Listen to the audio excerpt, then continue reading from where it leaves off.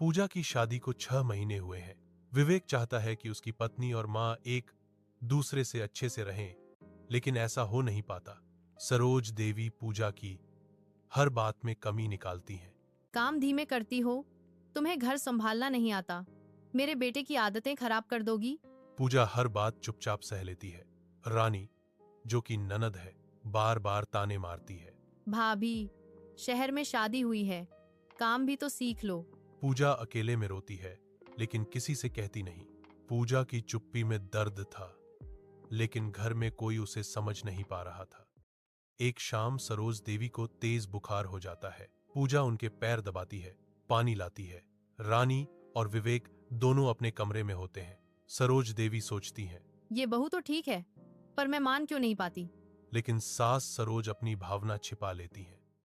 अगली सुबह रानी को लगता है कि पूजा मां को खुश करने का ड्रामा कर रही है। वो पूजा से कहती है, भाभी, इतना दिखावा क्यों करती हो।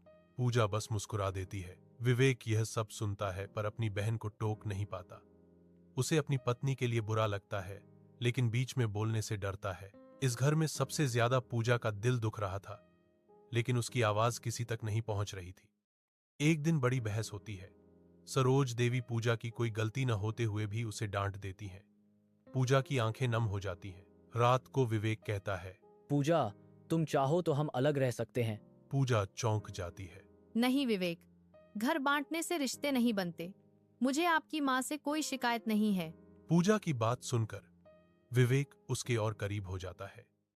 एक रात घर में सब सो चुके थे। सरोज देवी की तबीयत अचानक बहुत खराब होने लगती है। सांस फूलना, चक्कर, पसीना। पूजा पानी लेकर दौड़ती है। माँ, संभालिए खुद को। पूजा रात के 2 बजे अकेले सरोज देवी को ऑटो से अस्पताल ले जाती है। विवेक और रानी को बाद में पता चलता है और वे भी पहुंचते हैं। उस रात बहू ने जो किया, सबको हिला देने वाला था। अस्पताल में डॉक्टर कहते हैं, ऑपरेशन तुरंत करना होगा, कुछ पैसों की जरूरत होगी।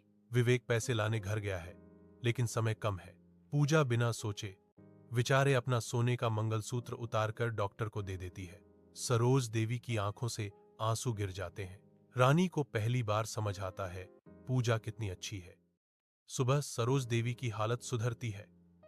वो आंखें खोलते ही पूजा का हाथ पकड़ लेती हैं। बहू, आज तूने मेरी जान बचाई है। मैंने तुझे हमेशा गलत समझा। पूजा की आंखें भी भर आती हैं। रानी पहली बार पूजा से कहती है, भाभी, सच में मैं बहुत गलत थी, कृपया मुझे माफ कर दो। पूजा उसे गले लगा लेती है।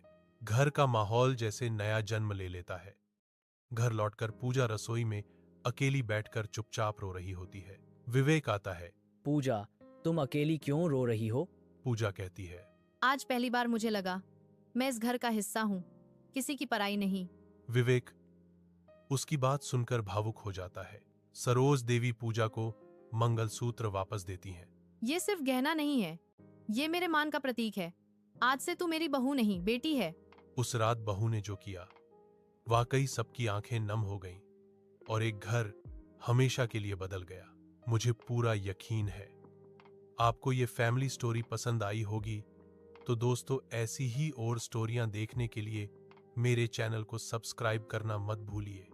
आपका एक बटन ही हमारा सपोर्ट और हौसला है।